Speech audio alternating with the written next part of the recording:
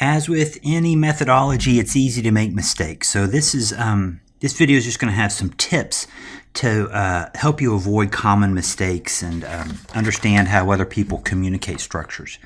So tip number one has to do with showing carbon atoms. So this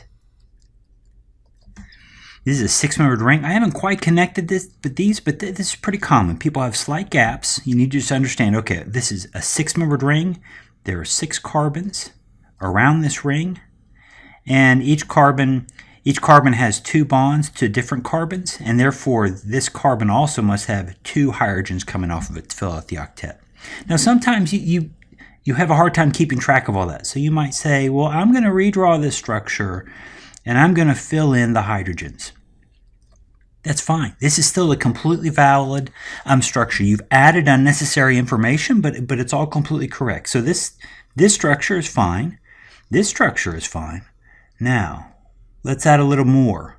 Let's say you have a hard time remembering that's a carbon there. So you're just going to label that as a carbon. And it's pretty common. You just label right on top of the picture.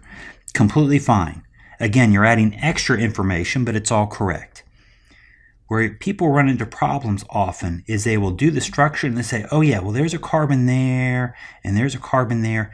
Once you label carbons, you must fill in the hydrogens. Otherwise, you are saying that is a carbon with nothing else attached to it besides the carbons that are shown. So this is not okay.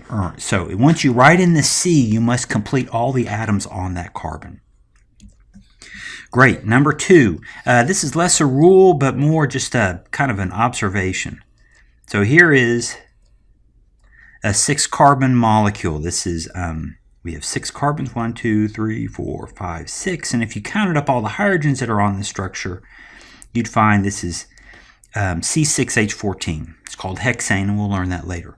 When people draw these types of molecules, they tend to draw them in this zigzag form with a bond angle that's implied at about 120 degrees. Now this is, if you go through the atom, this is actually an sp3 hybridized carbon. You can say, well, shouldn't we draw this as a 109?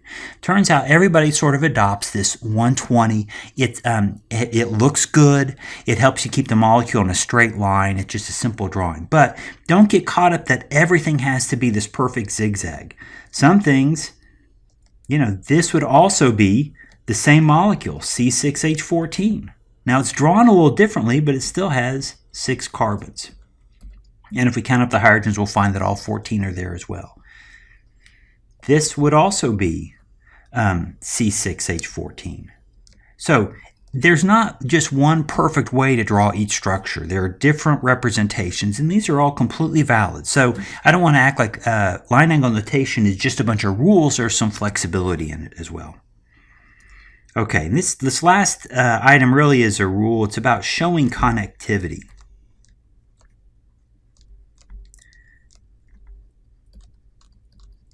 So connectivity, how the atoms are put together, is important for a structure. So here is ethanol. You may have heard of the molecule. And this is the full Lewis structure. Tedious to write out, but if we were going to write this out as a line angle structure, we need 2 carbons. There's our 2 carbons, and off of this second carbon, we're going to have an OH. And that's completely okay, so that's fine. Now, sometimes you can draw this different ways, but when you turn this around, if you did turn around the molecule, let's say we had the carbons here, and off of here we had this OH group. People sometimes write it as OH.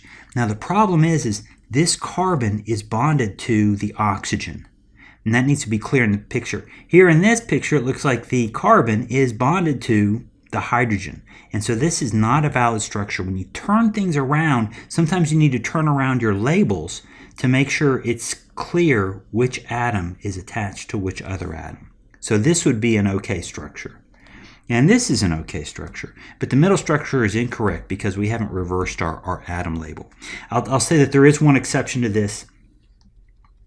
CH3 groups don't have to be turned around. So based on what I just said with the OH, you'd say, oops, that carbon looks like it's bonded to the hydrogens. Turns out for CH3, I don't know why this is, but CH3, it's okay. So we don't have to turn it around. There's nothing wrong with turning it around.